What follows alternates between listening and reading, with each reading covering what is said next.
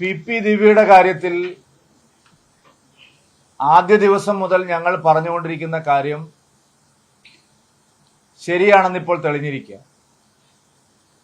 ജനരോഷം ഭയന്ന് പി ദിവ്യയെ ഞങ്ങൾ സംരക്ഷിക്കില്ല എന്നുള്ള പരസ്യ നിലപാട് CPM-ഉം സർക്കാരും എടുത്തെങ്കിലും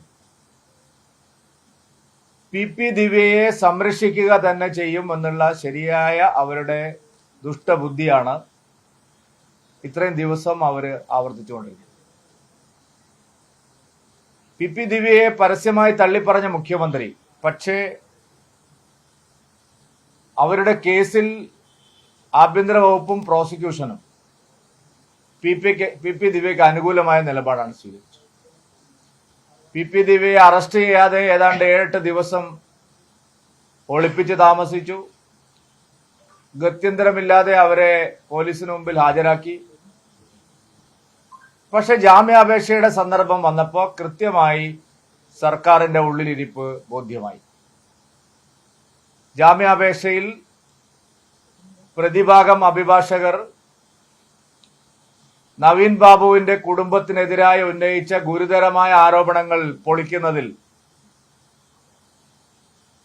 പ്രോസിക്യൂഷന് യാതൊരു കാര്യവും ചെയ്യാൻ കഴിഞ്ഞില്ല. നവീൻ ബാബു അഴിമതിക്കാരനാണ്, അദ്ദേഹത്തിന്റെ അഴിമതിയെയാണ് ദിവ്യ ചോദ്യം ചെയ്തത് എന്നുള്ള വാദമാണ് പ്രതിഭാഗം കോടതിയിൽ അവതരിപ്പിച്ചത്. അതിന് സഹായകരമായ നിലപാടാണ് കലക്ടറുടെ മൊഴി. ഈ കേസിൽ കലക്ടർ പറഞ്ഞ മൊഴി എന്ന് പറഞ്ഞുകൊണ്ട് പ്രതിഭാഗം ഹാജരാക്കി. പ്രോസിക്യൂഷൻ ദയനീയമായി പരാജയപ്പെട്ടു. സർക്കാരിന്റെ നയപരമായ തീരുമാനമാണ് അതിലുണ്ടായത്. പോലീസും പ്രോസിക്യൂഷനും ഈ കാര്യത്തിൽ ദിവ്യയെ സഹായിക്കുന്ന നിലപാടാണ് സ്വീകരിച്ചത്. പത്തനംതിട്ട ജില്ലാ കമ്മിറ്റിയെ കൊണ്ട് മറ്റൊരു നിലപാടെടുപ്പിച്ച് ഈ ഉപതെരഞ്ഞെടുപ്പ് സമയത്ത് ഞങ്ങൾ ദിവ്യയെ സംരക്ഷിക്കില്ല, നവീൻ ബാബുവിന്റെ കുടുംബത്തോടൊപ്പമാണ് എന്ന് വരുത്തി തീർക്കാനുള്ള ഒരു നാടകം മാത്രമായിരുന്നു സർക്കാർ കളിച്ചത്. പാർട്ടി ആദ്യം മുതലേ ദിവ്യയോടൊപ്പമായിരുന്നു. ഗോവിന്ദന്റെ ഇന്നത്തെ പ്രസ്താവന അതില് കൃത്യമായിട്ടുള്ള സൂചനയാണ്. MP ഗോവിന്ദൻ ഇന്ന് പറഞ്ഞിരിക്കുന്നത് ഞങ്ങളെ തിരുത്താനാണ് ശ്രമിക്കുന്നതെന്നാണ്. കർശനമായ നടപടിയെടുത്ത് മാതൃകാപരമായി അവരെ ശിക്ഷിക്കാൻ സഹായിക്കുകയായിരുന്നു പാർട്ടി ചെയ്യേണ്ടിയിരുന്നത്. 4 പതിറ്റാണ്ട് കാലം CPM-ന്റെ സഹയാത്രികരായിരുന്ന ഒരു കുടുംബം, ആ കുടുംബത്തിലെ ഒരു അംഗത്തെ, നിരപരാധിയായ ഒരാളെ, അഴിമതിക്കാരനായ അല്ലാത്ത ഒരാളെ കൊലയ്ക്ക് കൊടുത്ത പി ദിവ്യയെ സംരക്ഷിക്കുകയാണ് പാർട്ടി ചെയ്തത്. പാർട്ടി ദിവ്യയെ സംരക്ഷിക്കില്ല എന്നുള്ള വാദം പച്ചക്കള്ളമാണ്. പാർട്ടി നടപടിയെടുക്കുന്നു എന്നൊക്കെ പറഞ്ഞ് വാർത്ത കൊടുക്കുന്നുണ്ട്. എവിടുന്നാണ് നടപടിയെടുത്തത്? ഒരു കമ്മ്യൂണിസ്റ്റ് പാർട്ടി നേതാവിനെതിരെ നടപടിയെടുക്കുമ്പോൾ അവർ പാർട്ടി അംഗമായി തുടർന്നിട്ട് എന്ത് നടപടിയാണ് എടുക്കുന്നത്? ഞങ്ങള് ദിവ്യയുടെ തെറ്റ് തിരുത്തുമെന്നാണ് പറയുന്നത്.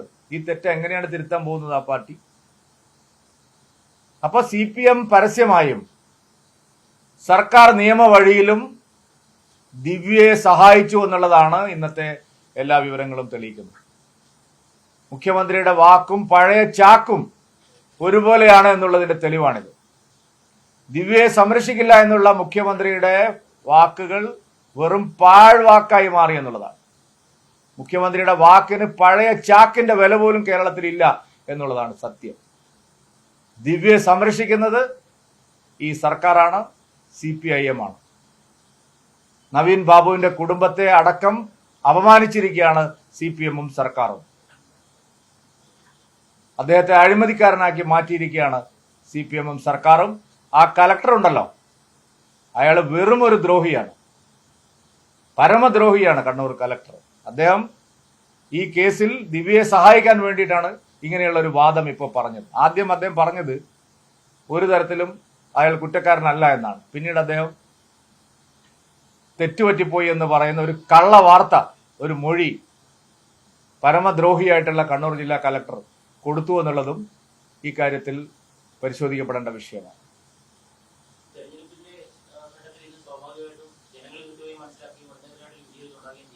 അതെല്ലാം ഉറപ്പല്ലേ, എന്താ സംശയമുള്ളത്? ഈ സർക്കാരിന്റെ എല്ലാ കൊള്ളരുതായ്മകളും, ആ കൊള്ളരുതായ്മകൾക്ക് കൂട്ടുനിൽക്കുന്ന പ്രതിപക്ഷത്തിനുമെതിരായി ഈ തെരഞ്ഞെടുപ്പിൽ ജനം വിധിയെഴുതും.